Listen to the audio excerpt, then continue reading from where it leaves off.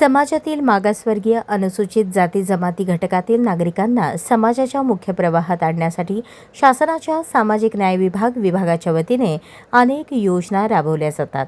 योजना चांगल्या आहेत, परंतु ते राबवणारे अधिकारी मात्र निष्क्रिय असल्याने वर्षानुवर्षे या योजनेचा लाभ शेवटच्या घटकापर्यंत मिळत नाही।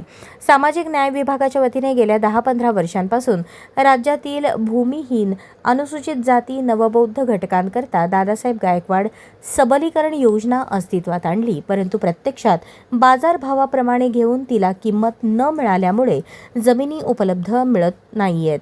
त्यामुळे ही योजना असून नसल्यासारखी आहे। त्यामुळे या योजनेचे मूल्यमापन करून त्यात बदल करणे गरजेचे आहे।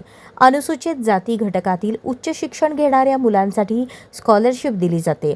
गेल्या अनेक वर्षांपासून या दरामध्ये वाढ झालेली नाही। त्या तुलनेत महागाई मात्र गगनाला भिडली आहे। त्यामुळे या शिष्यवृत्तीत वाढ झाली तरच त्याचा फायदा या घटकाला होणार आहे। रमाई आवास योजनेच्या बाबतीतही तसेच सुरुवातीला या योजनेचे खूप कौतुक झाले। अनेक लाभार्थ्यांना पक्की घरे मिळाली, परंतु अलीकडे आकाशाला भिडलेले बांधकामाचे साहित्याचे भाव आणि शासनाकडून दिली जाणारी मदत यात कमालीची तफावत आहे। जिल्ह्यात अनुसूचित जाती जमातीवर मोठ्या प्रमाणात अत्याचार केले जातात, परंतु पोलीस दप्तरी नोंद करण्यास हायगाई केली जाते।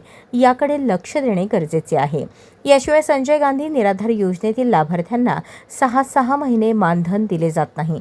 त्यामुळे अनुसूचित जाती जमातीतील घटकांची मोठी परवड होते। अपंगांच्या प्रश्नासंदर्भात महापालिका, नगरपालिका, नगरपरिषदेच्या स्तरावर निधीची तरतूद केली जाते, परंतु तो निधीही वेळेवर दिला जात नाही।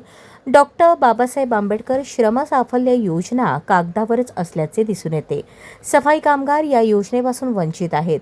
बांधकाम प्राथमिक स्तरावर शालेय विद्यार्थ्यांचा उपस्थिती टक्का वाढावा याकरता शासनाने उपस्थिती भत्ता निश्चित केला, परंतु गेल्या 30 वर्षांपासून केवळ 1 रुपया दर दिवशी उपस्थिती भत्ता दिला जातो। यात वाढ झाली तरच त्याचा फायदा मुलांना होणार आहे।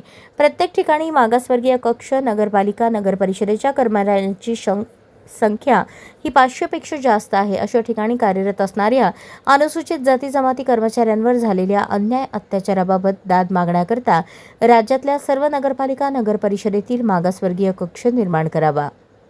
सामाजिक न्याय विभागाला इतर विभागाच्या मानाने मोठा निधी मिळतो, परंतु दरवर्षी वेळेवर खर्च न झाल्यामुळे तो निधी परत जातो। अलीकडे माझी लाडकी बहीण या योजनेवर दर 3 महिन्याला सामाजिक न्याय विभागाचा निधी वर्ग केला जातोय, त्यामुळे मूळ योजनांना न्याय मिळत नाही। वैजनाथ धडे, कातेवाडीचे नेते यांनी याबाबतची माहिती रविवारी पत्रकारांशी बोलताना दिली। अशाच नवनवीन अपडेटसाठी जनता राज्य न्यूज चॅनलला सबस्क्राईब करा, लाईक करा आणि शेअर करायला विसरू नका।